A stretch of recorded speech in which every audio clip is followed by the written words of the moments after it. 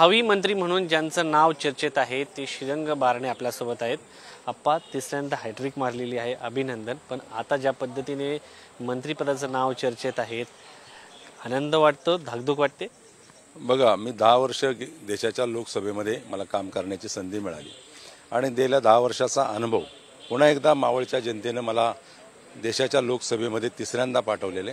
निश्चितपणे कुठल्याही राजकीय नेत्याला काम करण्याची आवड असते किंवा आवडेल देखील, परंतु सर्वस्वी निर्णय शिवसेनेचे नेते, शिवसेना राज्याचे मुख्यमंत्री सन्माननीय एकनाथजी शिंदे साहेब हे निर्णय घेतील। या बाबतीमध्ये मी अधिक बोलणं उचित ठरणार नाही, परंतु येणाऱ्या कालावधीमध्ये शिंदे साहेबांच्या नेतृत्वाखाली शिवसेना पक्षाच्या माध्यमातून केंद्रामध्ये चांगल्या प्रकारचं काम होईल।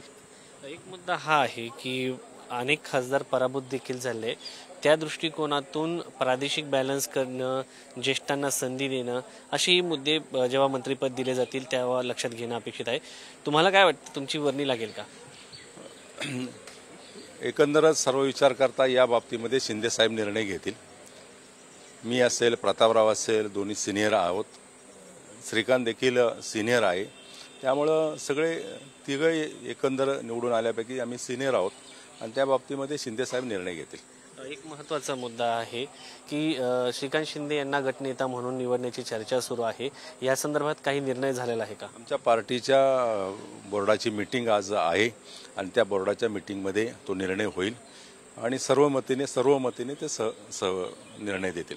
एक मुद्दा हा आहे की गेल्या शिवसेना जेव्हा तुम्ही सत्तेत होता तेव्हा तुम्हाला फक्त एक कॅबिनेट मंत्रीपद होतं, मात्र परिस्थिती आता बदललेली आहे आणि शिंदे मुख्यमंत्र्यांचं आणि वरती केंद्रात संबंध देखील चांगले आहेत। तर काय वाटतं की मंत्रिपद साधारण किती मिळतील की एकच मंत्रिपद कायम राहील?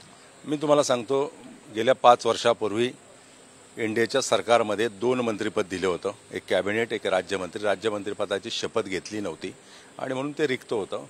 आमची अपेक्षा असेल की या एनडीएचा घटक पक्ष शिवसेना हा जुना घटक पक्ष असल्याकारणानं, जुना मित्र असल्याकारणानं जास्तीत जास्त मंत्रिमंडळामध्ये सहभाग मिळावा ही आमची अपेक्षा आहे। पण या संदर्भात काही चर्चा झाली आहे? नाही, ती चर्चा माननीय शिंदे साहेब करतील आणि शिंदे साहेब तो निर्णय घेतील। एक प्रश्न जरा वेगळा, अभिनेता तो नेता, चित्रपटाची आवड, त्यानंतर इकडे काम करताना काय नक्की वाटतं मागे वळून पाहताना? मी तुम्हाला सांगतो की राजकारणामध्ये गेली अनेक वर्ष मी काढतोय।